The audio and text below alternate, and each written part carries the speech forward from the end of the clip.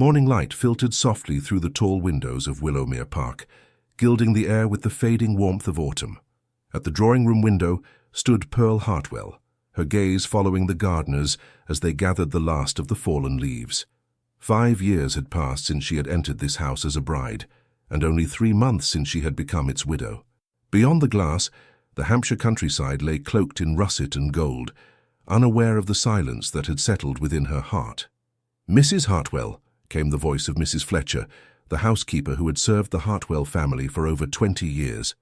"The solicitor has arrived." Pearl turned, smoothing the black bombazine of her morning dress.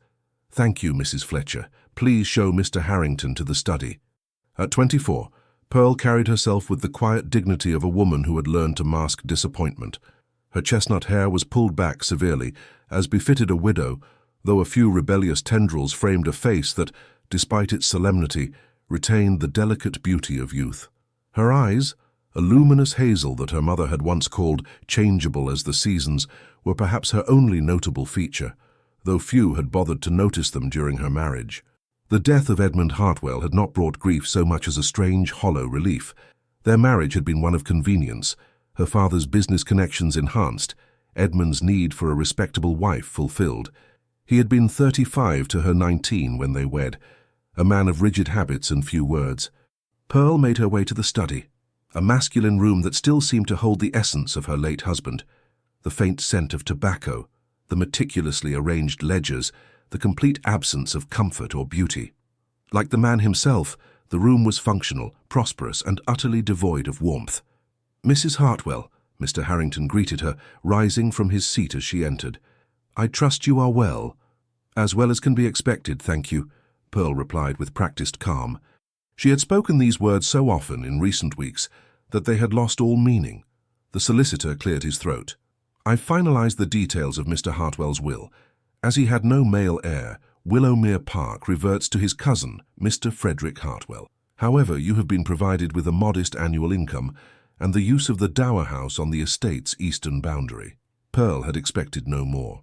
Without children, a failing Edmund had frequently, if silently, attributed to her, she had no claim to Willowmere beyond what her husband's charity might allow. The dower house was small but comfortable, and the income, while not generous, would permit her to live with dignity. "When must I vacate the main house?" she asked, her voice steady. "Mr. Frederick Hartwell has generously allowed you 3 months to make arrangements," the solicitor replied, unable to meet her eyes. It was no secret that Frederick Hartwell was eager to take possession of his inheritance. "That is most considerate," Pearl said, her voice betraying nothing of her feelings. 3 months was little time to dismantle 5 years of her life.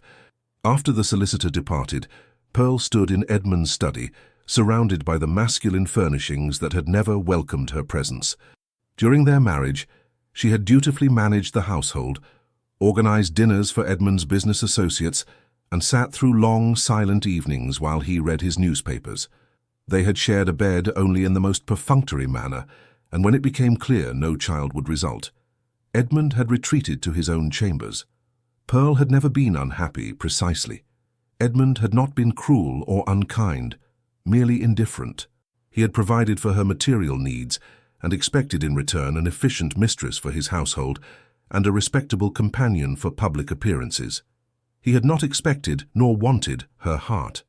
And so Pearl had learned to lock away her girlish dreams of love and passion, to be content with duty well performed and responsibilities met. Now, standing in the gathering dusk, she felt a curious lightness. For the first time in 5 years, her time was her own, her future, however modest hers to determine. The thought was both exhilarating and terrifying. "Will you be requiring tea, madam?" Mrs. Fletcher inquired from the doorway. "No, thank you," Pearl replied. "I believe I shall take a walk." Outside, the brisk October air brought colour to her cheeks. Pearl followed the path through the formal gardens, past the small ornamental lake, to a bench beneath an old oak tree. Here, away from the house, she permitted herself a moment of uncertainty. What would become of her now? Her parents were long dead, her father from a fever when she was 17, her mother from grief scarcely a year later. She had received an invitation from her cousin, Elizabeth Whitley, to visit London once her period of deep mourning had passed. Elizabeth, married to a prosperous merchant, had never approved of Pearl's match with Edmund Hartwell, calling him a man with more money than conversation. Perhaps London would offer some respite from the quiet desperation that had become her life. Pearl had long ago packed away her girlish dreams of romance, of being truly seen and cherished by someone who valued more than her family connections or her ability to preside over a dinner table. Yet sometimes in the secret corners of her heart, she wondered what it might be like to love and be loved in return. Foolishness, she murmured to herself, rising from the bench. At 24, a widow without fortune or particular beauty, her prospects were limited indeed. Better to accept her circumstances than to indulge in futile dreams. As the evening drew in, Pearl returned to the house that would soon no longer be her home. She ate a solitary dinner in the small breakfast room, never having felt comfortable in the grand dining room meant for entertaining, then retired to her sitting room, where she took up her embroidery, a habit acquired to fill the endless empty hours of her marriage. "Mrs. Hartwell," Mrs. Fletcher interrupted some time later, "you've received a letter." Pearl looked up in surprise. Few people wrote to her, especially now that the initial flurry of condolence notes had ceased. The letter bore the seal of Lady Caroline Cavendish, one of the few women in the county who had shown Pearl genuine kindness. "My dear Mrs. Hartwell, I write to extend an invitation to dine with us next Friday evening. I understand your period of mourning makes social engagements difficult, but this shall be a small gathering of intimate friends only, and I do believe some company would do you good. My nephew, the Duke of Silverton, is visiting from London and has expressed interest in meeting the local families. Do say you will come." Your friend, Caroline Cavendish Pearl, hesitated. Strictly speaking, she should decline, as she was still in the first stage of mourning. Yet the prospect of an evening away from Willowmere's oppressive silence was tempting. Lady Caroline had always been kind, and her gatherings were known to be pleasant, lacking the stiffness of formal society events. With a small sigh, Pearl reached for her writing desk. Society might frown, but she would accept Lady Caroline's invitation. After all, what more did she have to lose? In the days leading up to the dinner, Pearl found herself experiencing an unfamiliar sensation, anticipation. The feeling was so foreign that she scarcely recognized it at first, mistaking it for anxiety. But as she selected her simplest black evening gown and instructed Annie, her lady's maid, on how to arrange her hair, she realized that she was actually looking forward to the evening. "You seem brighter today, ma'am," Annie observed as she brushed Pearl's chestnut locks. "Do I?" Pearl replied, surprised. "I suppose I am looking forward to Lady Caroline's dinner. It's good to see, if you don't mind my saying so," the maid continued. "You've been too much alone these past months." Pearl met the girl's eyes in the mirror. Had she been so transparent in her loneliness? "Perhaps you're right, Annie. Perhaps it is time I rejoined the world, however modestly." Pearl's mind drifted back to her childhood, before the series of misfortunes that had led to her marriage to Edmund. She had been a spirited girl, full of curiosity and passion for life. Her mother, a gentlewoman with a love of poetry and music, had encouraged Pearl's interests in botany and literature. Her father, though primarily concerned with his shipping business, had indulged his only child, proud of her quick mind and determined nature. "You'll make a fine match someday," he'd often declared, "to a man worthy of your spirit." But when fever took him in the prime of his life, leaving substantial debts and a grieving widow, Pearl's future had suddenly narrowed. Her mother, never strong, had faded away within a year, leaving Pearl alone in the world at 18, with only distant relatives to rely upon. Edmund Hartwell, a prosperous landowner 20 years her senior, had been introduced to Pearl at a dinner party hosted by her father's former business partner. His proposal, made after just 3 meetings, had been presented as a practical solution to her precarious situation. No mention was made of affection or compatibility.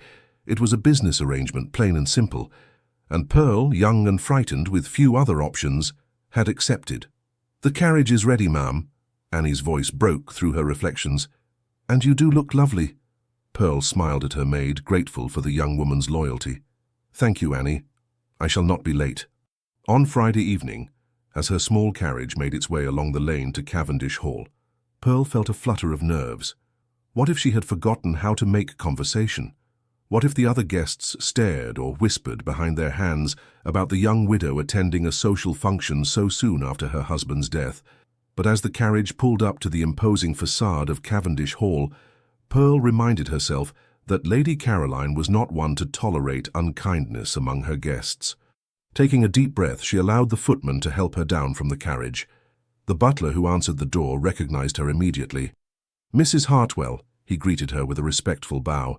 "Lady Caroline will be most pleased you have come. May I show you to the drawing room?" Pearl followed him through the elegant entrance hall, admiring as always the paintings and sculpture that Lady Caroline had collected during her travels. The Cavendish family had been patrons of the arts for generations, and their home reflected a refined aesthetic sensibility that Pearl had always found soothing. "Mrs. Pearl Hartwell," the butler announced as she entered the drawing room. Lady Caroline Cavendish, a handsome woman in her 50s with silver-streaked dark hair and intelligent eyes, came forward immediately. "My dear Pearl, I'm so pleased you could join us." She lowered her voice. "I know it's somewhat unconventional, but life is too short for excessive propriety, especially when one has endured as much solitude as you have." "You're very kind," Pearl replied, genuinely grateful for the older woman's understanding. "Come, let me introduce you to our small party." The gathering was indeed intimate. No more than 12 guests. Pearl recognized most. Sir William and Lady Bennet, neighbours to the west, Mr. Harrison, the local magistrate, and his wife, and Dr. E. Collins, who had attended Edmund in his final illness. "And this," Lady Caroline said, leading Pearl toward a tall figure standing by the fireplace, "is my nephew, Russell Grenville, the Duke of Silverton." Pearl curtsied deeply, as was proper when meeting a duke. "Your Grace." "Mrs. Hartwell," the Duke replied, his voice deep and resonant. When Pearl rose from her curtsy, she found herself looking into the most penetrating grey eyes she had ever encountered. The Duke of Silverton was perhaps 35, with dark hair swept back from a high forehead, and features that, while not conventionally handsome, possessed a compelling intensity. Unlike many aristocrats who affected an air of bored superiority, the Duke seemed keenly observant, his gaze direct and assessing. "I understand you are recently widowed," he said.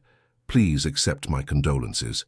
"Thank you, Your Grace," Pearl responded automatically, surprised by the genuine note in his voice. Most expressions of sympathy she had received contained an undercurrent of pity that she found difficult to bear. "My aunt speaks highly of you," the Duke continued. "She tells me you have a remarkable knowledge of botany." Pearl felt a flush of surprise. Her interest in plants was something few people knew about or expressed interest in. "I merely dabble, Your Grace. It passed the time at Willowmere." Something in his expression suggested he understood more than she had said. "Sometimes our dabblings reveal more of our true selves than our public faces, don't you think?" Before Pearl could respond, Lady Caroline announced that dinner was served. To her surprise, Pearl found herself seated beside the Duke. Dinner at Cavendish Hall was always a pleasant affair, with excellent food and easy conversation.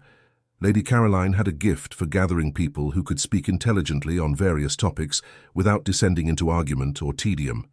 "You mentioned botany, Mrs. Hartwell," the Duke said as the first course was served. "Do you have a particular area of interest?" "Medicinal herbs," Pearl admitted. "My grandmother was known for her remedies, and she taught me to identify many plants before I was 10. It's not a very fashionable interest for a lady, I'm afraid." "Fashionable interests are often the least substantial," the Duke replied. "I find genuine passion for any subject far more compelling." Throughout dinner, Pearl found herself engaged in the most stimulating conversation she had experienced in years. The Duke was well-travelled and widely read, but what impressed her most was his attentiveness. When she spoke, he listened as if her words mattered. "You mentioned your grandmother's remedies," he said as they discussed her interest in plants. "Have you continued her work?" Pearl hesitated. "In a small way. I grow certain herbs in my garden and prepare tinctures and salves for the tenants at Willowmere. My husband considered it a harmless hobby, though he discouraged me from being too familiar with those he considered beneath our station." The Duke's expression darkened slightly. "A narrow view. In my experience, those who work the land often possess wisdom that those in grand houses would do well to heed." As the evening progressed, Pearl became increasingly aware of a strange sensation, the awakening of a part of herself that had long been dormant. For 5 years, she had been Mrs. Edmund Hartwell, a role that required little of her true self. Now, conversing with the Duke of Silverton, she felt seen for the first time since her marriage. After dinner, the gentlemen remained for port, while the ladies withdrew to the drawing-room. Lady Bennet immediately took the opportunity to question Pearl. "The Duke seems quite taken with you," she observed with a raised eyebrow. "I'm sure his Grace is merely being courteous," Pearl replied, uncomfortable with the implication. "Russell is never merely anything," Lady Caroline said, joining them. "He finds most social occasions tedious and rarely engages so thoroughly with someone he's just met. You've made quite an impression, my dear." Pearl was saved from responding when the gentlemen rejoined them. The remainder of the evening passed pleasantly, with music from Lady Bennet's daughter, who played the pianoforte with skill if not great passion, and conversation that ranged from local affairs to wider political matters. As the evening drew to a close, the Duke approached Pearl once more. "Mrs. Hartwell, I understand from my aunt that you sometimes walk near the lake between our properties. I am an early riser myself, and find morning air beneficial for clarity of thought. Perhaps our paths might cross tomorrow?" The suggestion was improper. A widow in mourning should not agree to meet a gentleman alone, yet Pearl found herself nodding. "I often walk there around 8 o'clock. Then perhaps I shall enjoy the same view tomorrow," he replied, his eyes holding hers for a moment longer than was strictly proper. As Pearl's carriage rolled away from Cavendish Hall, she pressed her fingers to her flushed cheeks. What had come over her? To agree to such an arrangement was foolish and potentially scandalous, yet for the first time in years, she felt a flutter of something like anticipation. Back at Willowmere, Pearl dismissed Annie earlier than usual and sat before her mirror studying her reflection. The woman who gazed back at her seemed different somehow, less resigned, more alive. Her eyes, usually so carefully guarded, held a spark that had been missing for too long. "This is madness," she whispered to herself. "He is a duke, far above your station. This can only end in heartbreak." Yet as she lay in bed that night, Pearl found herself hoping the morning would bring clear skies. The morning dawned crisp and clear, with autumn sunlight filtering through the thinning canopy of trees along the path to the lake. Pearl had dressed with care in a simple walking dress of dark grey, her mourning colours still observed, but with slightly more attention to the fit and style than she usually permitted herself. A woolen shawl protected her from the morning chill, and she had forgone a bonnet in favour of a simple arrangement of her hair, secured with tortoise-shell pins. "Will you require company on your walk today, ma'am?" asked Annie, her lady's maid, as Pearl prepared to leave. "No, thank you. I prefer solitude for my morning constitutional," Pearl replied, avoiding the young woman's gaze. She disliked deceiving the maid, who had been kind and loyal during the difficult months of Edmund's illness and death, but she could hardly admit to a planned meeting with the Duke of Silverton. The lake that formed the boundary between Willowmere Park and Cavendish Hall's grounds was a tranquil spot, often shrouded in mist in the early hours. As Pearl approached, she saw a solitary figure standing at the water's edge, his tall frame unmistakable even at a distance. Her heart quickened, and she nearly turned back. This was improper, potentially ruinous to her reputation, yet something drew her forward, perhaps the same something that had been awakened during their conversation the previous evening. The Duke of Silverton turned as she approached, and his face brightened with a smile that transformed his serious countenance. "Mrs. Hartwell," he greeted her, bowing. "I am pleased our paths have indeed crossed." "Your Grace," Pearl curtsied, conscious of the impropriety of their meeting, yet unable to regret it. "You find our little lake to your liking?" "It has much to recommend it," he replied, his gaze direct. "Not least the company one might find here." They began to walk along the shore, maintaining a respectable distance between them. The Duke seemed content to match his long stride to her more measured pace. "Did you sleep well after last night's dinner?" he inquired. "Well enough," Pearl replied, hesitating before adding, "though I confess our conversation left me with much to consider." "Oh, in what way?" "It has been some time since I engaged in such discourse. My late husband preferred practical matters to philosophical ones." The Duke nodded thoughtfully. "Many men do.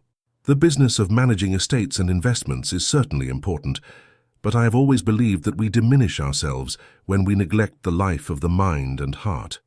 "The mind, perhaps," Pearl allowed. "The heart is more complicated." Indeed it is. He glanced at her, his grey eyes thoughtful. Tell me about yourself, Mrs. Hartwell. Not the version presented to society, but who you truly are. The request was startling in its directness. I'm afraid I'm not very practiced at speaking of myself, Your Grace. Russell, he said quietly, when we are alone, I would be honored if you would call me Russell. That would be most improper, Pearl murmured, though the idea sent a thrill through her. Perhaps, he acknowledged with a slight smile, but I find I care little for propriety when it stands in the way of genuine connection. They had reached a fallen log that served as a natural bench. The Duke gestured to it. Shall we? Pearl hesitated, then seated herself, careful to maintain a proper distance. The Duke, Russell, remained standing, gazing out over the water.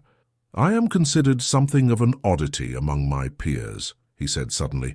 I inherited the dukedom 5 years ago, after my father and elder brother died within months of each other. I was never raised to bear the title, being a second son, and I find many of the expectations constraining. Pearl was surprised by his candor. It must have been difficult assuming such responsibility unexpectedly. It was, he agreed, but perhaps not as difficult as being married to a man who never truly saw you. She looked up sharply. I don't know what you mean. Don't you?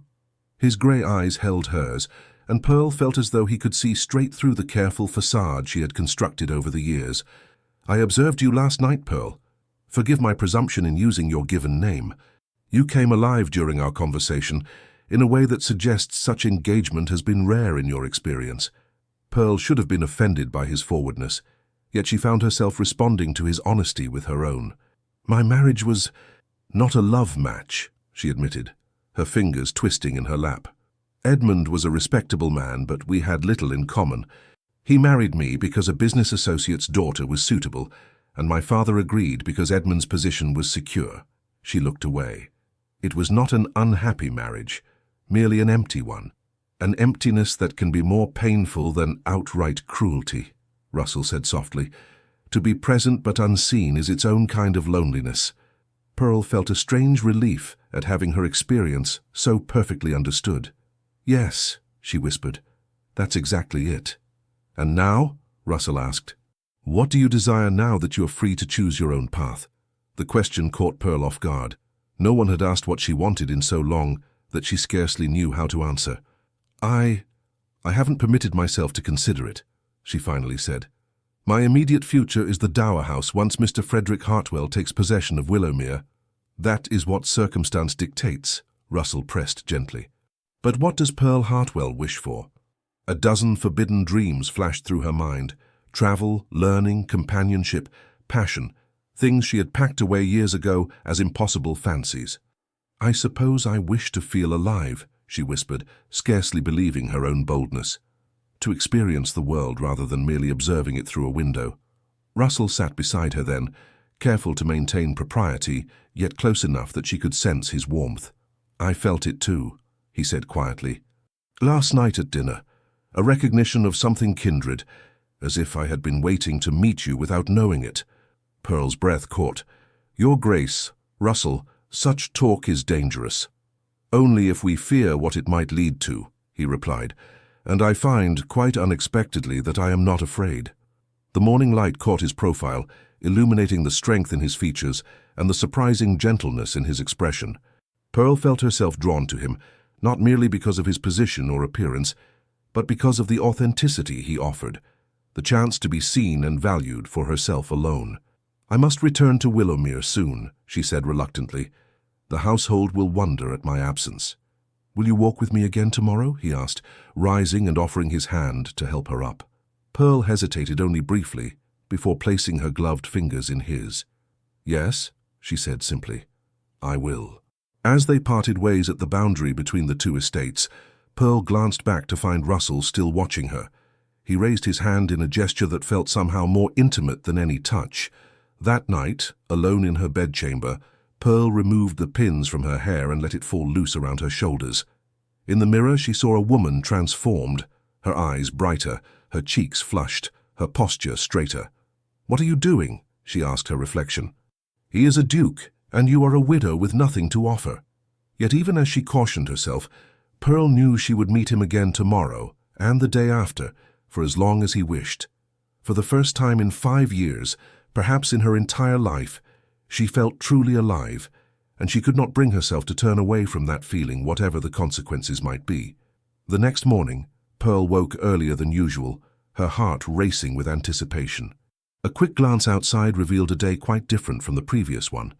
Heavy clouds loomed on the horizon, and a brisk wind rustled through the trees. Still, nothing would deter her from the promised meeting. "The weather appears threatening, ma'am," Annie observed as she helped Pearl dress. "Perhaps your walk should be postponed today." "A little wind doesn't frighten me," Pearl replied, selecting a heavier cloak than she'd worn the day before. "The exercise will do me good." Annie gave her mistress a curious look, but said nothing more. Pearl felt a twinge of guilt at the continued deception, but she pushed it aside. For once in her life, she was following her heart rather than the dictates of propriety or expectation. When she reached the lake, Russell was already there, his figure silhouetted against the roiling grey clouds. He turned at her approach, and the smile that transformed his face sent a warm current through her despite the chill in the air. "I feared the weather might keep you away," he said, taking her gloved hands briefly in his. "It would take more than a few clouds to deter me," Pearl replied, surprised by her own candor. They walked along the shoreline as they had the day before, but with a new ease between them, as if they had known each other for years rather than days. Russell told her of his childhood as a second son, free from the crushing expectations that had been placed on his older brother. "I travelled extensively," he explained.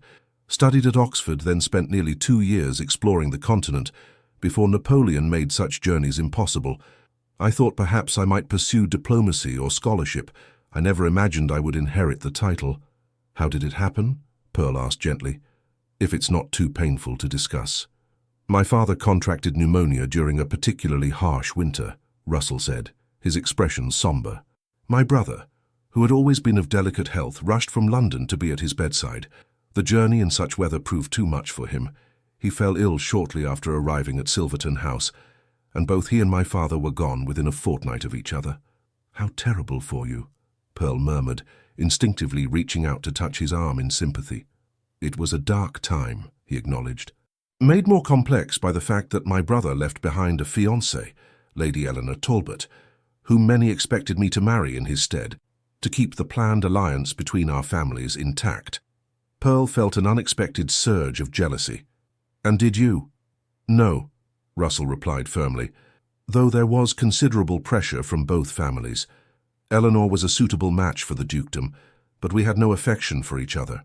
I refused to condemn us both to a marriage without love. The rain that had been threatening all morning finally began to fall, large drops splattering onto the path around them. "We should seek shelter," Russell said, looking around.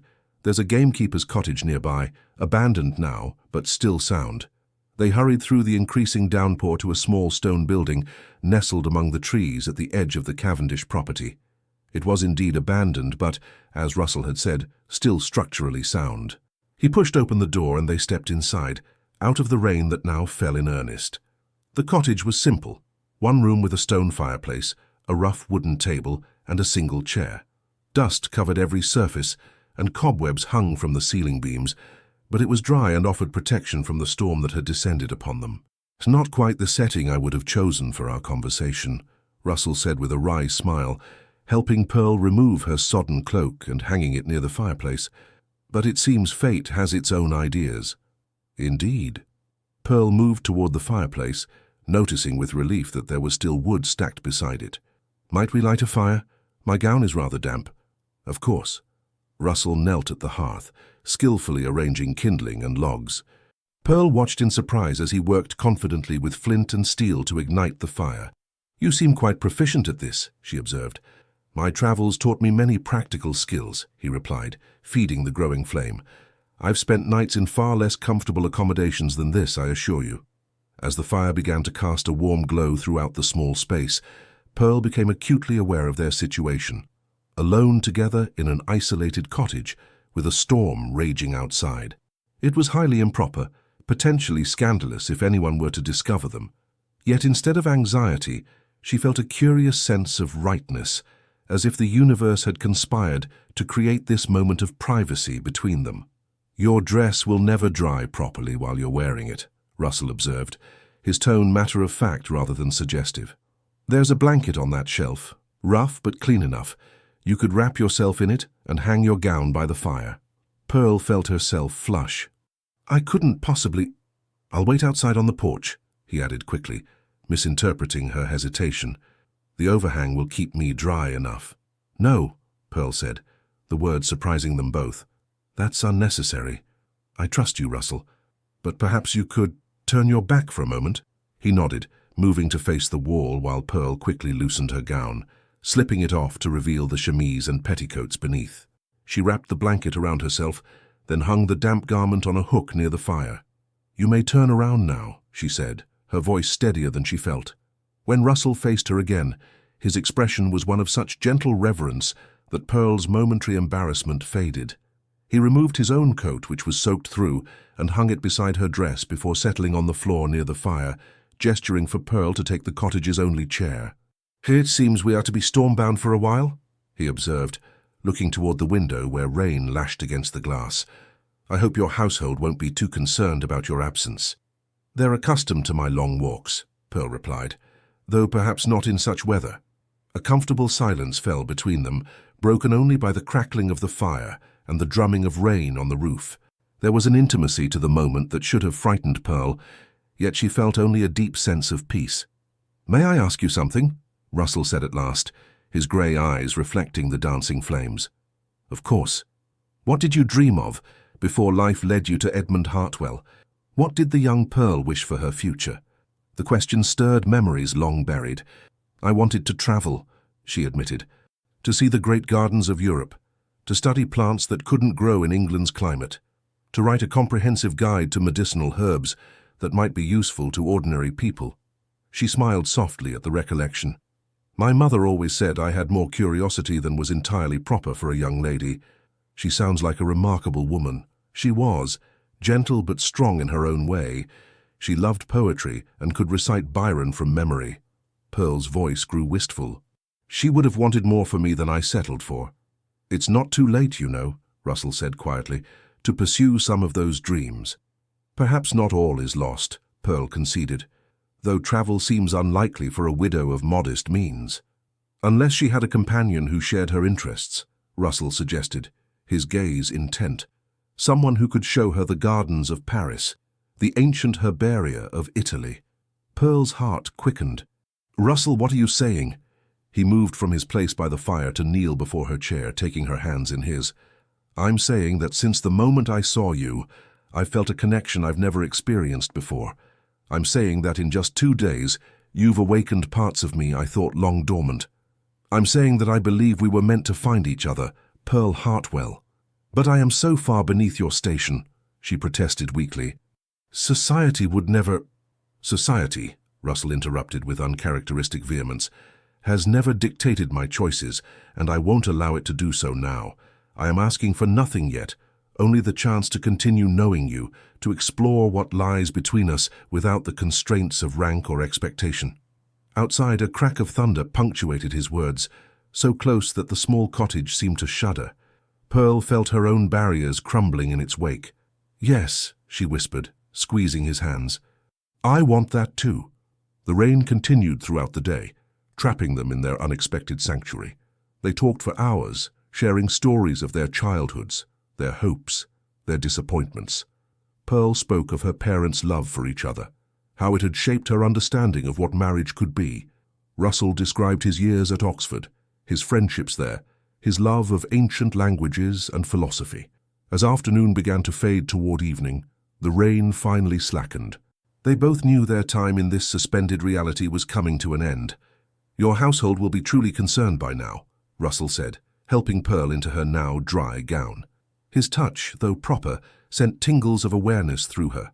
"Yes," she agreed reluctantly. "And yours as well, I imagine." "My aunt is accustomed to my independent ways," he replied with a smile. "But she will certainly have questions about where I've spent the day." They stepped outside into the fresh, rain-washed air.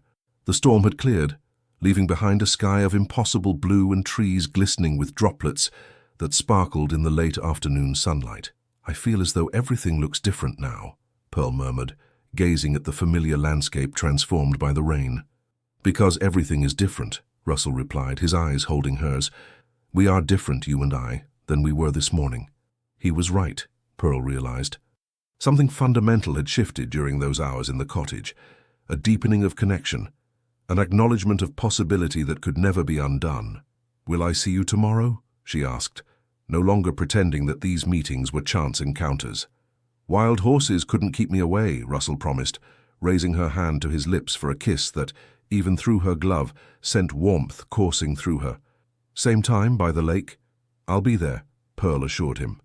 As they parted at the boundary of their respective estates, Pearl felt lighter than she had in years, as if the rain had washed away not just the dust of the day, but the resignation that had long weighed down her spirit.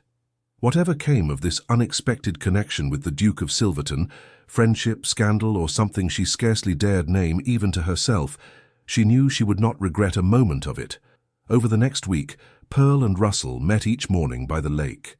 Their conversations ranged widely: literature, philosophy, their childhoods, their dreams, and with each meeting the connection between them deepened. Though they maintained all outward propriety, never touching save for the briefest contact, when he helped her over uneven ground, Pearl felt herself falling irrevocably in love with the Duke of Silverton. It was madness, she knew. She was a widow of modest means, he a powerful duke with responsibilities to his title and estate. Yet when they were together, such differences seemed to fade away, leaving only two souls who recognized in each other something essential and true. During one particularly intimate conversation, Russell had confessed his own disillusionment with the aristocratic marriages he had witnessed. "My parents were strangers who shared a title and a bed," he had told her. "My mother performed her duty by producing an heir and a spare, then retreated into her own interests, while my father busied himself with Parliament and his mistresses. I vowed I would never condemn myself to such emptiness." "Yet as a duke, you must marry," Pearl had pointed out. "Your title demands succession." "The title demands many things," Russell had replied, his expression serious. "But I have learned that duty without passion is a hollow shell. I would rather the dukedom end with me than perpetuate the cycle of loveless marriages that has plagued my family for generations." Such sentiments only deepened Pearl's feelings for him. Here was a man who understood, who valued substance over form, who might, if circumstances were different, be capable of loving her as she increasingly longed to be loved. But reality could not be ignored forever. On the 10th day of their morning meetings, Russell arrived with a troubled expression. "I must return to London tomorrow," he said without preamble. "Parliamentary matters require my attention." Pearl felt her heart constrict. She had known their idyll could not last, yet the prospect of his departure was more painful than she had anticipated. "Of course," she said, keeping her voice steady, "you have responsibilities." "Pearl," Russell stopped walking and turned to face her. "These past days with you have been... I lack the words to express what they have meant to me." She looked up at him, trying to memorize every line of his face, knowing she might never see him again. "They have been precious to me as well." "I don't wish them to end," he said, his voice low and urgent. "When my business in London is complete, I intend to return. Would you permit me to call on you then?" The propriety Pearl had been raised to observe warred with the feelings that had blossomed in her heart. A duke calling on a widow in a dower house would set tongues wagging throughout the county. "Your Grace, Russell," he corrected gently. "Always Russell when we are alone." "Russell," she amended, the name like honey on her tongue. "You know as well as I that such a visit would be considered inappropriate." "I care nothing for what is considered appropriate," he replied with sudden vehemence. "I care only for what is true, what is real.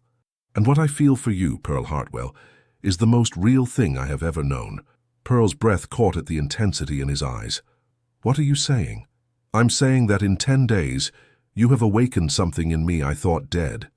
I'm saying that the thought of not seeing you again is unbearable." He took her hands in his, propriety forgotten. "I'm saying that I believe I am falling in love with you." The world seemed to stop. Pearl stared at him, certain she had misheard. "Your Grace, Russell, you cannot mean that. You are a duke and I am—" A woman of intelligence, compassion, and beauty, he finished for her. A woman who sees me, not my title. A woman I cannot imagine my life without. Pearl trembled, overwhelmed by emotions too powerful to contain. But society would never accept— "Let society gossip," Russell interrupted. "I have wealth and position enough to weather any storm of disapproval. What I lack, what I have always lacked, is someone who makes me feel as you do." He released her hands and stepped back, as if realizing he had revealed too much too quickly. "Forgive me. I did not mean to overwhelm you." His expression softened.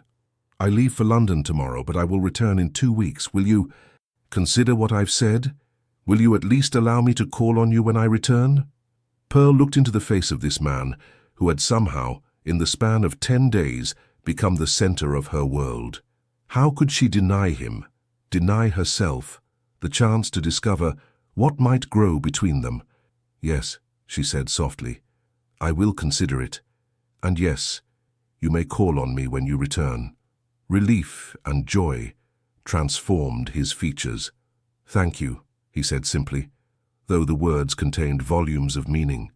As they parted that day, Russell raised her gloved hand to his lips, pressing a kiss that even through the fabric sent warmth coursing through her. "Until my return," he murmured, his eyes holding a promise that made her heart race. "Until then," Pearl replied, her voice barely above a whisper. The following day, Russell departed for London. The fortnight of his absence stretched before Pearl like an endless desert. She moved to the Dower House as planned, Frederick Hartwell having taken possession of Willowmere with unseemly haste. The smaller residence suited her better, in truth, lacking the painful memories of her marriage. Yet, as she arranged her few possessions in her new home, Pearl found herself plagued by doubt. Could a duke truly love a woman of her station? Would society's disapproval eventually poison whatever feelings Russell had for her? Was she risking her heart, her reputation, perhaps even her future security, for a romance that could only end in heartbreak? On the 3rd day after Russell's departure, Pearl was sorting through the small collection of books she had brought from Willowmere when a knock at the door startled her. Mrs. Simmons, the housekeeper who had come with the Dower House, appeared in the doorway. "A Lady Caroline Cavendish to see you, ma'am," she announced with undisguised curiosity. It was unusual for a woman of Lady Caroline's standing to call on a widow in a Dower House, particularly one who had so recently moved in. "Thank you, Mrs. Simmons. Please show her to the drawing-room," Pearl replied, hastily checking her appearance in the small mirror above the fireplace. Her simple morning dress was respectable enough, though hardly what she would have chosen for receiving such an illustrious visitor. Lady Caroline was examining the modest furnishings of the drawing-room when Pearl entered, but turned immediately with a warm smile. "My dear," the older woman said, coming forward to take Pearl's hands, "I hope you don't mind my calling without invitation. I was eager to see how you were settling in." "Not at all," Pearl assured her. "It's a pleasure to have your company. Please, won't you sit down?" As Lady Caroline arranged herself on the small sofa, Pearl rang for tea, grateful that the Dower House's modest provisions included a serviceable tea service. When Mrs. Simmons had brought the tea and withdrawn, closing the door behind her, Lady Caroline's expression grew more serious. "My dear," she began, "I believe we must have a frank conversation." Pearl braced herself for disapproval. "About your nephew, I presume?" "Indeed." Lady Caroline studied her thoughtfully. "Russell has written to me of his feelings for you." "I'm sure you must think it most inappropriate," Pearl said, her fingers twisting in her lap. "A duke and a merchant's daughter, without fortune or connection." "What I think," Lady Caroline interrupted, "is that my nephew has never looked at any woman the way he looks at you. What I think is that you have brought light back into his eyes." She reached over and patted Pearl's hand. "Happiness is too rare a commodity to reject because of convention, my dear." Pearl stared at her, scarcely believing what she was hearing. "You approve?" "Wholeheartedly," Lady Caroline smiled. "Russell has carried too many burdens alone since inheriting the title. He needs a partner, not merely a duchess. Someone who values the man, not the position." Tears stung Pearl's eyes. "I do love him," she confessed. "So much it frightens me." "The best loves often do," Lady Caroline said wisely. "Now shall we discuss how to handle the inevitable gossip when your engagement is announced?" "Engagement?" Pearl echoed, startled. He has spoken only of his feelings, not of marriage. My dear, Lady Caroline laughed softly, I have known Russell since he was in short coats. He does nothing by halves. If he loves you, and I believe he does, then he will certainly ask for your hand. Her expression grew more serious. The question is, are you prepared for what becoming his Duchess would entail? Not all of society will welcome you with open arms. Pearl considered the question carefully. Could she face the scrutiny, the whispers, perhaps even the snubs that being Russell's wife might bring? Was her love for him strong enough to weather such challenges? I believe I am, she said at last. For him, for us, I can face anything. Lady Caroline nodded, satisfied. Good. Now, let us consider your wardrobe. Black becomes you, my dear, but I think when Russell returns, you might consider a gown in a softer shade, perhaps lavender or grey, and your hair. Such lovely chestnut tones should not be hidden in such a severe style. Pearl laughed, the sound surprising her with its lightness. Are you suggesting I set out to captivate your nephew, Lady Caroline? Certainly not, the older woman replied with a wink. He is already captivated. I am merely suggesting you remind him of exactly what he has been missing these past 2 weeks. The two women spent the remainder of the visit discussing practical matters, how Pearl might manage the transition from widow to Duchess, which members of society would be allies and which potential adversaries, what responsibilities she would face as mistress of Silverton House and the Duke's other estates. It won't be easy, Lady Caroline warned. There will be those who resent your rise, who will watch for any misstep, but you have natural dignity and intelligence, my dear. With a little guidance, you will make a splendid Duchess. After Lady Caroline departed, promising to call again soon, Pearl sat alone in her drawing-room, her mind whirling with all she had learned. The possibility of becoming Russell's wife, of being a Duchess, was both thrilling and terrifying. Yet beneath the anxiety about protocol and social acceptance lay a deeper, simpler truth. She loved Russell Grenville with all her heart, and if he truly wanted her as his wife, nothing else mattered. The remaining days of Russell's absence passed in a blur of anticipation and preparation. With Lady Caroline's guidance and the discreet assistance of her own modiste and lady's maid, Pearl acquired several new gowns in the softer colours appropriate for the later stages of mourning. Her hair, freed from its severe style, was arranged in a more becoming fashion that brought out the natural wave and highlighted the rich chestnut tones. "You look like a different woman, ma'am," Annie observed one morning as she put the finishing touches on Pearl's hair. "If you don't mind my saying so." "I feel like a different woman," Pearl admitted. And it was true. The resigned widow who had accepted her fate with quiet dignity was gone, replaced by a woman who dared to hope for a future filled with love and purpose. At last, the day of Russell's return arrived. He had sent a message asking her to meet him by the lake at their usual time. Pearl dressed with trembling hands, choosing a gown of deep blue that, while still appropriate for a widow, hinted at her readiness to move beyond mourning. Lady Caroline had sent her own maid to arrange Pearl's hair in a softer style, with curls framing her face and emphasizing its heart-shaped contours. "You look beautiful, ma'am," Annie said as Pearl prepared to leave. "If you don't mind my saying so, there's a light about you that hasn't been there before." Pearl smiled at the young woman. "Thank you, Annie. I feel different." The morning was bright and clear as she made her way to the lake. Russell was already there, his tall figure silhouetted against the water. He turned at the sound of her approach, and the joy that transformed his face at the sight of her banished Pearl's last doubts. He came toward her quickly, taking her hands in his. "Pearl," he said simply, his voice filled with emotion. "These 2 weeks have been interminable." "For me as well," she admitted, her heart racing at his touch. "Have you thought about what I said before I left?" he asked, his eyes searching hers. Pearl took a deep breath. "I have thought of little else." "And?" The single word held a world of hope and uncertainty. "And I find that my heart has only one answer," she replied, allowing her feelings to show in her face for the first time. "I love you, Russell, more than I thought possible." His grip on her hands tightened. "Then will you do me the honor of becoming my wife?" The words hung in the air between them, momentous in their simplicity. Pearl felt herself trembling, not with fear, but with the enormity of the choice before her. "Are you certain?" she asked. "There will be talk, disapproval. Some doors may close to you because of me." "Let them close," Russell said with fierce conviction. "Any society that would reject you is not one I wish to be part of. Besides," he added with a smile, "I am a duke. My wealth and position afford me certain immunities." Pearl could not help but smile at his confidence. "Your aunt approves, it seems." "Of course she does. Caroline has always valued happiness over convention." His expression grew serious. "What of you, Pearl?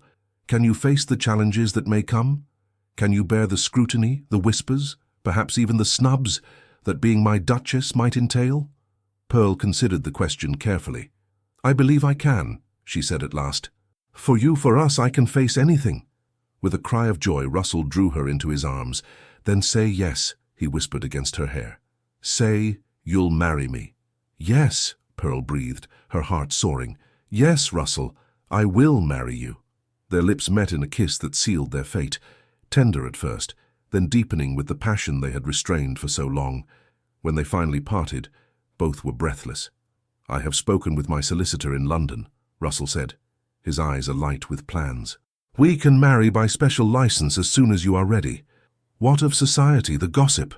"There will be talk," he acknowledged, "but it will die down, especially once they come to know you. Your grace, intelligence, and kindness will win them over, just as they won me."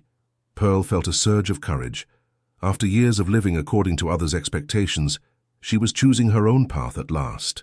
"Then let it be soon," she said. "I have waited long enough for happiness." Russell's smile was radiant.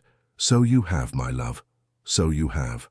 Their wedding, held in the chapel at Silverton House 6 weeks later, was a small but elegant affair.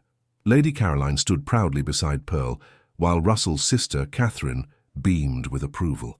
The bride wore a gown of ivory silk, modest yet becoming, with pearls that had belonged to Russell's mother, adorning her throat and wrists. "You are so beautiful," Russell whispered as they exchanged vows. His eyes filled with a tenderness that brought tears to Pearl's. Society gossips were briefly scandalized by the Duke's choice of bride. The Tun's drawing rooms buzzed with speculation and, in some cases, outright disapproval. Yet, as Russell had predicted, Pearl's natural dignity and kindness soon won over all but the most determined critics. "She carries herself like a Duchess born," observed Lady Harrington, an influential matron whose approval opened many doors that might otherwise have remained closed. "And the way the Duke looks at her," sighed Miss Eleanor Banning, a young debutante. "As if she hung the moon and stars. How romantic." The young Duchess's debut in London society was a pivotal moment. The annual ball at Silverton House had always been one of the highlights of the season, and anticipation ran particularly high for the first such event to be hosted by the new Duchess. Would she embarrass herself? Would the Duke regret his hasty marriage to a woman so clearly his social inferior?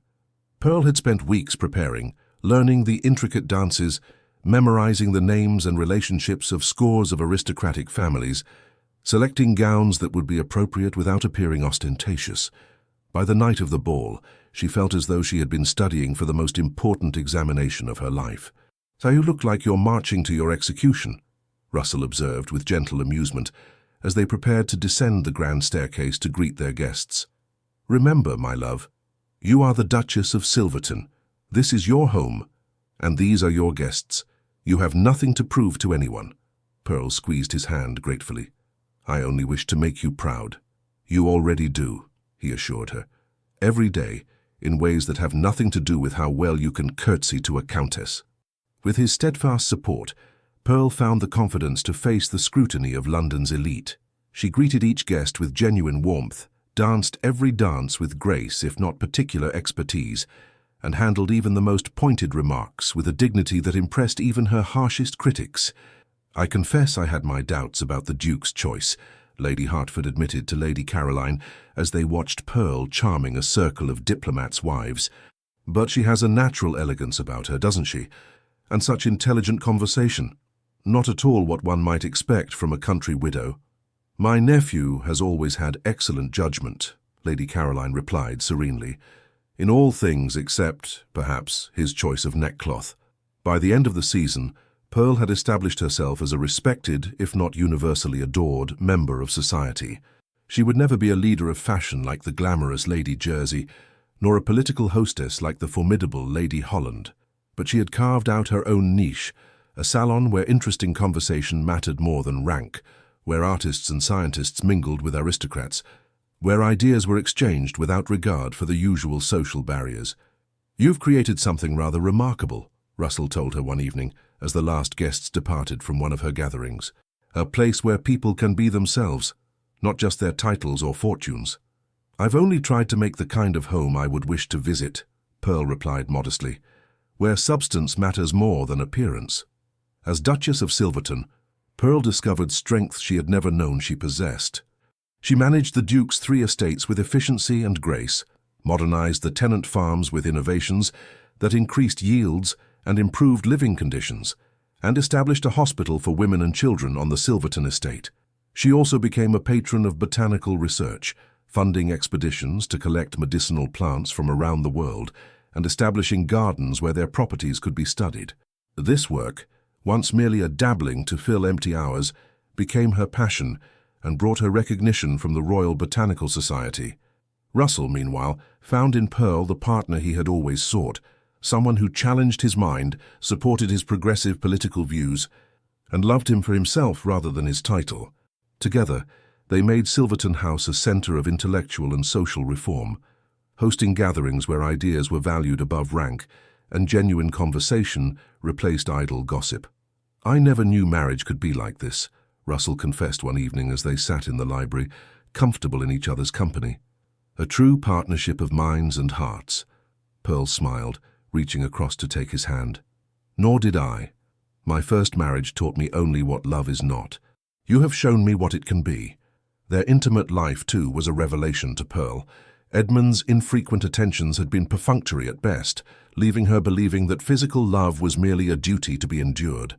With Russell, she discovered the exquisite pleasure of desire freely given and received, of 2 bodies moving in perfect harmony, of passion that grew rather than diminished with familiarity. "You have awakened me in every way," she told him one night, as they lay entwined in their bed. "I feel as though I was half alive before I met you." "As was I," Russell replied, his fingers tracing the contours of her face. "You have given me a gift beyond price, Pearl, the knowledge that I am loved for myself, not for my title or my fortune." Their journey from first meeting to deep partnership had not been without its challenges. The early days of their marriage had seen moments of doubt, misunderstandings born of their different backgrounds, adjustments to the public scrutiny that came with Pearl's new position. There had been tears and arguments, wounded pride and hasty words. Yet through it all their fundamental connection had remained unshaken. They had learned to communicate more openly, to trust more deeply, to forgive more quickly. Each challenge overcome had only strengthened the bond between them, proving that their love was not a fragile fairy tale, but a resilient, living thing capable of growth and adaptation. 1 year after their wedding, Pearl gave birth to a son, Edward Russell Grenville, future Duke of Silverton. The boy had his father's grey eyes and his mother's gentle smile, and both parents doted on him unashamedly. "He will be raised to value people for their character, not their rank," Russell declared as he held his newborn son, "and to follow his heart, as his father did." The following year brought a daughter, Caroline Elizabeth, with her mother's chestnut hair and her father's determined chin. Their family complete, Pearl and Russell divided their time between London and Silverton House, creating a home filled with love, respect, and genuine connection. As for Frederick Hartwell, he discovered to his dismay that Willowmere Park was not the profitable estate he had anticipated, its best lands having been quietly sold off by Edmund years before to cover gambling debts. Within 5 years, he was forced to sell the property, which was purchased to his further chagrin by the Duke of Silverton as a wedding gift for his beloved Duchess. "You need not do this," Pearl had protested when Russell told her of his intention. "Willowmere holds few happy memories for me." "Perhaps," he had replied, "but I thought our children might enjoy growing up with 2 homes, each with its own unique character. And besides," he added with a smile, "I like the symmetry of it, the place where you were once lonely becoming a place where you are loved beyond measure." They renovated Willowmere extensively, transforming Edmund's austere study into a warm family room filled with books and comfortable furniture, replacing the formal gardens with a more natural landscape that included a medicinal herb garden of Pearl's design. The small ornamental lake where they had first fallen in love remained untouched, a sacred space that held the beginning of their story. On summer evenings, Pearl and Russell often walked together by that lake, sometimes speaking of the strange twist of fate that had brought them together, sometimes simply enjoying the companionable silence that only those who truly know each other can share. "Do you ever regret it?" Pearl asked once as they watched their children playing at the water's edge. "Marrying so far beneath your station?" Russell turned to her, his eyes still holding the same intensity that had captivated her from the first. "I married the woman who made me whole," he said simply. "There is nothing beneath about that." And as he kissed her, Pearl knew that in his arms she had found not just love but the true home of her heart. Pearl's transformation from a lonely widow to the confident, respected Duchess of Silverton had not gone unnoticed by those who had known her in both roles. When she returned to Hampshire for the first time after her marriage, there was considerable curiosity among the local gentry about how success and status might have changed the quiet Mrs. Hartwell they had barely noticed during her years at Willowmere. "I half expected her to put on airs," Lady Bennet confided to her husband after calling at the newly renovated estate. "But she was as natural and gracious as ever, perhaps even more so. There's a serenity about her now, an assurance that comes from being truly valued." Indeed, Pearl had found that the security of Russell's love had freed her from the constant anxiety that had marked her first marriage, the need to anticipate Edmund's moods, to be always proper, always correct, always invisible. With Russell, she could be fully herself, with all her strengths and weaknesses, knowing she was cherished not in spite of her flaws, but as a complete human being. This freedom extended to her role as mother, where many aristocratic women left the raising of their children entirely to nursemaids and governesses. Pearl was a hands-on parent, teaching Edward and Caroline the names of plants in her garden, reading to them each night, instilling in them the values she and Russell shared. "Some of the older duchesses find it most peculiar," Lady Caroline remarked, after observing Pearl patiently showing 4-year-old Edward how to plant seedlings. "They believe children should be seen only at appointed hours, and certainly not with dirt under their fingernails." "Then the older duchesses must be scandalized indeed," Pearl replied with a laugh, brushing soil from her own hands. "For I intend my children to know the satisfaction of growing things, of creating rather than merely consuming." Russell, who had grown up with distant, formal parents, delighted in the warm family life Pearl created. He became the kind of father he had longed for as a boy, present, engaged, demonstrative in his affection. He taught Edward to ride, encouraged Caroline's precocious interest in books, and never missed the bedtime ritual of stories and prayers, no matter how pressing his parliamentary duties might be. "The business of the nation can wait," he would say, when his secretary protested yet another delayed meeting. But childhood does not. Together, Pearl and Russell were creating not just a family but a legacy, a new model of what aristocratic life could be, based on genuine connection rather than empty formality, on shared purpose rather than separate spheres. Their example influenced others in their circle, particularly younger couples who saw in the Duke and Duchess of Silverton a marriage to emulate rather than the typical aristocratic arrangement of mutual tolerance and discreet infidelities. "It's rather revolutionary when you think about it," observed Lord Amberley, a friend of Russell's from university days, "to suggest that peers and their wives might actually enjoy each other's company, might work together toward common goals." "Not revolutionary," Russell corrected him, "simply human. We have for too long allowed title and tradition to separate us from our natural desires for companionship and purpose." 10 years into their marriage, as they celebrated Edward's 9th birthday, Russell presented Pearl with a locket containing miniature portraits of their children. "You have given me more happiness than I ever dreamed possible," he told her, as he fastened the gold chain around her neck. "A family, a purpose, a love that grows stronger with each passing day." "As have you," Pearl replied, touching the locket that rested against her heart. "From a woman who had resigned herself to a life without passion, you made me into one who experiences joy in every moment." That night, as they lay together in the intimacy of their bedchamber, Pearl reflected on the journey that had brought them to this point. From a widow facing an uncertain future, to the beloved wife of a duke, mother to his children, partner in his life. "What are you thinking?" Russell asked, noticing her contemplative expression. That life takes the most unexpected turns, she replied, nestling closer to him. That sometimes the greatest blessings come from the deepest sorrows. Indeed, he agreed, kissing her forehead. Had you not endured those 5 years with Edmund, had I not lost my father and brother, we might never have found each other. And now? And now, he said, his voice filled with the certainty that had sustained them through society's initial disapproval, through the challenges of their different backgrounds, through the ordinary trials that test any marriage. We have everything. Pearl smiled in the darkness, knowing it was true. From a loveless marriage endured for 5 years to a love discovered in one night, she had travelled a path she could never have imagined. And she would not change a single step that had led her to Russell's arms. As the years passed, Pearl and Russell's love only deepened, defying the conventional wisdom that passion inevitably fades with time. Their children grew strong and healthy, blessed with their father's intelligence and their mother's compassion. Edward, as the future Duke, received the finest education available, but also learned the value of treating all people with respect, regardless of their station. Caroline, bright and curious like her mother, showed an early interest in botany and medicine, accompanying Pearl on her rounds to the tenant cottages from the time she could walk. "Your father would be most displeased to see you attending to commoners," remarked Lady Everley, an elderly cousin of Russell's, during one of her rare visits to Silverton House.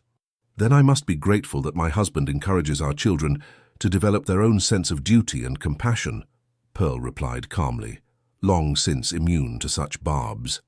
Indeed, Russell took great pride in his wife's accomplishments, which now extended far beyond the management of their estates. Pearl's botanical garden had become renowned throughout England, and her research into medicinal plants had resulted in treatments that saved lives across the country. When the Royal Botanical Society took the unprecedented step of admitting her as its first female member, Russell hosted a celebration that was the talk of London for months. "They could hardly refuse the Duchess of Silverton," Pearl demurred when he praised her achievement. "They admitted Pearl Hartwell Botanical Scholar," Russell corrected her. "Your title may have opened the door, my love, but it was your brilliance that walked through it." Pearl's happiness was complete, or so she believed until the spring of 1825, when she discovered she was with child again, 12 years after Caroline's birth. The pregnancy was unexpected, and not without risk at her age, but Pearl faced it with characteristic courage. "Are you pleased?" she asked Russell when she shared the news, suddenly uncertain of his reaction to this unplanned addition to their family. His response was to sweep her into his arms, his eyes bright with unshed tears. "How could I be anything but overjoyed? Every child born of our love is a blessing beyond measure." The pregnancy progressed well until the 7th month, when Pearl awoke one night with sharp pains. Dr. Bennett, the trusted physician who had attended both her previous deliveries, was summoned immediately. "The baby is coming too early," he informed Russell gravely. "I will do everything in my power, but you must prepare yourself." The labor was long and difficult. Pearl, who had faced the birth of her other children with serene confidence, found herself struggling against waves of pain that threatened to pull her under. Throughout the ordeal, Russell remained by her side, defying convention to hold her hand and whisper words of love and encouragement. "Stay with me, my heart," he pleaded, as her strength began to fade. "Our family is not complete without you." In the cold, grey hours before dawn, Pearl gave birth to a tiny daughter. The infant's first cry, feeble but determined, seemed to infuse her mother with renewed strength. "She's fighting," Pearl murmured, watching as the midwife cleaned and swaddled the impossibly small child. "Our little warrior." "Like her mother," Russell replied, his voice thick with emotion. "The bravest woman I have ever known." They named her Hope Elizabeth, a testament to the faith that had seen them through the difficult birth. Against all expectations, the premature infant thrived, growing stronger each day under the devoted care of her parents and the watchful eyes of her older siblings. "She's a miracle," Caroline declared, utterly besotted with her baby sister, "just like in those tales where love conquers all." "Perhaps not a miracle," Pearl replied, watching as Edward solemnly rocked the cradle, "but certainly a reminder of how precious life is and how love sustains us through our darkest hours." The near loss of both Pearl and their youngest child affected Russell profoundly. Always a devoted husband, he became even more attentive, reluctant to be parted from his wife for even a day. "You needn't hover so, my love. Pearl teased him one afternoon as they walked in the garden, Hope nestled in her arms. "I am fully recovered, as the doctor has assured you repeatedly." "Can you blame me for treasuring what I so nearly lost?" Russell asked, his expression serious. "Those hours when I thought I might lose you were the darkest of my life." Pearl reached up to touch his cheek. "Yet here I am, stronger than ever. Here we all are." As Hope grew from infancy to childhood, it became clear that she possessed a special vivacity, a joy in living that seemed to illuminate everyone around her. Where Edward was thoughtful and Caroline scholarly, Hope was a whirlwind of energy and enthusiasm, equally at home climbing trees with the gardener's children or charming Russell's political associates with her precocious observations. "She is exactly what her name suggests," Pearl observed to Lady Caroline, who remained their steadfast friend and ally. "A living embodiment of optimism and possibility." "She takes after her mother in that regard," Lady Caroline replied with a knowing smile. "You too have always found light in the darkness, my dear." The comparison gave Pearl pause. Had she truly been such a hopeful person? She remembered the young widow she had been, resigned to a half-life in the dower house, her dreams carefully packed away. It was Russell who had awakened her, Russell who had shown her that life could hold more than duty and propriety. Yet perhaps Lady Caroline was right in her own way. Perhaps Pearl had carried hope within her all along, a tiny spark waiting for the right moment to blaze into life. And now, watching her youngest daughter race across the lawn, her laughter floating back on the summer breeze, Pearl knew that spark had become a flame that would never be extinguished. As the children grew older, Pearl and Russell faced the bittersweet task of guiding them toward their own futures. Edward, groomed from birth for his eventual role as Duke, nonetheless showed a keen interest in agricultural improvements and spent much of his time working alongside the estate manager, learning the practical aspects of land stewardship. "He will make a fine Duke one day," Russell remarked proudly, as they watched their son direct the implementation of a new drainage system that had been his own design, one who understands that privilege carries responsibility. Caroline, meanwhile, had developed her mother's interest in medicine to such a degree that she sought formal training, a radical step for a young woman of her rank. When she announced her intention to study under Dr. Elizabeth Blackwell in America, Pearl and Russell faced their first serious disagreement in years. "It is too far," Russell argued, "and entirely unnecessary. She could study privately with the finest physicians in London." "Who would never treat her as a true colleague," Pearl countered. "In America she has a chance to be judged on her abilities, not her gender or her title." The dispute lasted several tense days, until Caroline herself broke the impasse. "I love you both," she told them during a family dinner, "and I respect your concerns, Father, but I have inherited Mother's determination as well as her interest in healing. This is my path, and I must follow it wherever it leads." Russell, looking from his daughter's resolute face to his wife's hopeful one, surrendered with grace. "It seems I am outnumbered by the formidable women of my family," he sighed. "Very well, Caroline, you shall go to America with our blessing, and a promise to return to us when your studies are complete." "Always," she assured him, embracing him with tears in her eyes. "How could I stay away from the family that has taught me the meaning of love?" Caroline's departure for America was the first significant separation the family had experienced, and it left an emptiness that was felt keenly by all. Pearl threw herself into her botanical research with renewed vigor, working on a comprehensive guide to medicinal plants that she hoped to publish.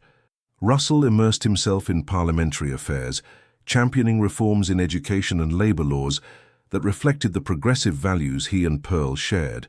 Hope, now 16 and blossoming into a beauty that combined her father's aristocratic features with her mother's delicate coloring, became her parents' greatest comfort during Caroline's absence. Unlike many girls of her station, she showed little interest in the marriage market, preferring the company of books and animals to that of potential suitors. "There is time enough for her to find her path," Pearl assured Russell, when he expressed concern about their youngest daughter's apparent indifference to society. "She has your independent spirit, after all. And your kind heart," he added, watching as Hope patiently taught a village child to read in the shade of an ancient oak. "A dangerous combination." "The most powerful one," Pearl corrected him, slipping her hand into his. "Love and strength together can change the world." Caroline's letters from America arrived regularly, filled with descriptions of her studies and the extraordinary experience of working with Dr. Blackwell. "I am learning so much," she wrote, "not only about medicine but about a society where the boundaries between classes seem more permeable than at home. There is a freedom here, a sense that one might become anything through talent and hard work." "She sounds happy," Pearl observed to Russell as they read one such letter together, "and I believe she has found her true calling." "As have we all, in our different ways," Russell agreed. "You with your botanical studies, Edward with his agricultural innovations, Hope with her teaching. Even I, who inherited a path rather than choosing it, have found purpose in using my position to effect change." It was true. The Duke and Duchess of Silverton had become known throughout England not merely for their wealth and position, but for their progressive values and practical philanthropy. They had established schools on all their estates, built modern housing for their tenants, supported hospitals and orphanages, and used their influence to advocate for reforms that improved the lives of the most vulnerable members of society. "We have been fortunate beyond measure," Pearl reflected, "not just in our material circumstances, but in finding work that matters, in raising children who understand the value of service, in having each other as partners in all things." 25 years had passed since their first meeting by the lake, and though silver now threaded Pearl's chestnut hair and lines of experience marked Russell's face, the love between them remained as vibrant as ever. They had weathered the storms that life inevitably brings, illness, loss, the conflicts that arise even in the happiest of marriages, and emerged with their bond not merely intact, but strengthened. "Do you remember what you said to me the day you proposed?" Pearl asked as they sat together in the garden one autumn evening, watching the sunset paint the sky in shades of gold and crimson. "I said many things that day," Russell replied, his thumb tracing circles on the back of her hand. "Most of them inadequate to express what was in my heart." "You said that you believed you were falling in love with me," Pearl reminded him. Such cautious words from a man usually so certain. Russell laughed, the sound still as warm and rich as it had been in his youth. "I was terrified," he admitted, "not of loving you, but of frightening you away with the intensity of my feelings. I had never experienced anything like it before, that sense of recognition, of coming home after a lifetime of wandering." "Nor had I," Pearl said softly, "though I scarcely dared believe it could be real, let alone lasting." "And now?" Russell asked, his grey eyes, still keen despite the years, searching hers. "Now I know that love can deepen with each passing day," she replied. "That passion need not fade, but can transform into something even more powerful. That two people who choose each other again and again can create a marriage that nurtures not only themselves, but everyone around them." Russell raised her hand to his lips, the gesture as reverent as it had been the first time. "You have made me the happiest of men, Pearl Hartwell Grenville. From the moment you agreed to walk with me by the lake to this very day, each moment with you has been a gift I never deserved, but will eternally cherish." "We have been blessed," Pearl agreed, leaning her head against his shoulder as the first stars appeared in the darkening sky. "In our children, in our work, in the life we have built together, but most of all, in finding each other when neither of us believed true love was possible." In the years that followed, their family continued to grow and evolve. Edward married Lady Julia Fairfax, a gentle but strong-willed young woman who complemented his serious nature perfectly. Their first child, a son named Russell after his grandfather, was born the following year, ensuring the continuation of the Grenville line. Caroline returned from America with her medical degree and a wealth of new knowledge, which she put to use establishing a women's clinic in London. Though she received numerous offers of marriage, she chose to remain single, devoted to her work and to her extended family. And Hope, their unexpected blessing, eventually found her calling in advocating for children's education. With her parents' support, she established a network of schools that provided learning opportunities for all children, regardless of their background or circumstances. When she finally did marry at the age of 28, it was to a professor of literature who shared her passion for knowledge and her belief in its power to transform lives. Through it all, Pearl and Russell remained the center of their family's universe, their enduring love providing a foundation of stability and acceptance that allowed each member to flourish in their own way. "We have created something remarkable," Russell observed on their 30th wedding anniversary, as they looked around at the gathering of children, grandchildren, and dear friends who had come to celebrate with them. A legacy that goes far beyond titles or wealth. A legacy of love, Pearl agreed, her heart full to overflowing. The only kind that truly matters. The celebration of their 30th anniversary was a testament to the lives they had touched and the example they had set. The great hall of Silverton House was filled with people from all walks of life. Aristocrats and scholars, tenant farmers and London physicians, family members and friends who had witnessed the extraordinary partnership that had begun with a chance meeting by a lake 3 decades earlier. During the festivities, Lady Caroline, now in her 80s but still formidable, raised a toast to the couple. "To Russell and Pearl," she declared, her voice carrying clearly across the crowded room, "who reminded us all that the truest aristocracy is not of birth but of spirit, that the greatest wealth is not in possessions but in connections, and that the most powerful force in this world, despite all evidence to the contrary, remains love, freely given and gratefully received." The gathering responded with enthusiastic cheers, but it was the expressions on the faces of their children that moved Pearl and Russell most deeply. Edward, Caroline, and Hope looked at their parents with a mixture of pride, gratitude, and profound understanding of the gift they had been given, not just of material privilege, but of growing up in a home where love was the foundation, where individuality was respected, where purpose and passion were valued above conformity. As the evening drew to a close, they slipped away from the festivities to walk by the lake where their story had begun. The moon hung full and bright above them, casting a silver path across the water, and the air was scented with roses from the garden Pearl had created years before. 30 years, Russell marveled, drawing her close. "It seems both a lifetime and the blink of an eye." "The best kind of time," Pearl replied, her voice soft with emotion, rich with meaning, yet never enough when spent with those we love.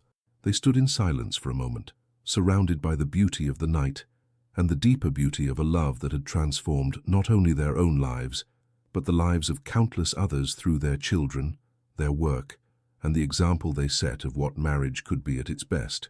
"I used to wonder," Pearl said at last, "how it was possible that a single dinner party, a chance meeting by this lake, could change the course of 2 lives so completely." "Not chance," Russell corrected her gently. "Fate, perhaps, or simply the inevitable recognition of 2 souls meant to find each other." Pearl smiled up at him, her heart as full of love as it had been on the day they wed. "Whatever brought us together, I am eternally grateful." "As am I," Russell replied, bending to kiss her with a tenderness that held all the passion of their youth and all the depth of their years together.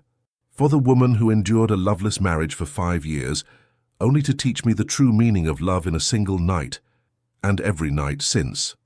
And as they walked back toward the warm lights of Silverton House, where their family awaited, Pearl knew that the greatest journey of her life had not been from merchant's daughter to Duchess, or from lonely widow to beloved wife, but from a woman who had forgotten how to dream to one who had helped create a legacy of love that would endure long after they were gone.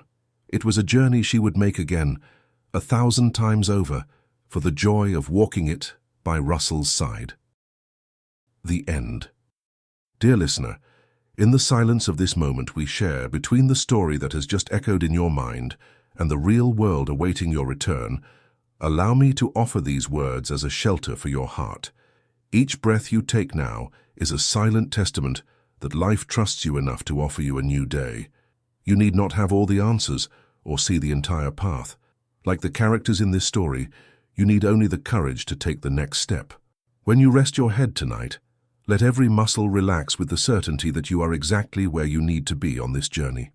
Know that as you sleep, the stars keep their silent vigil, and the universe continues its work of weaving the threads of destiny.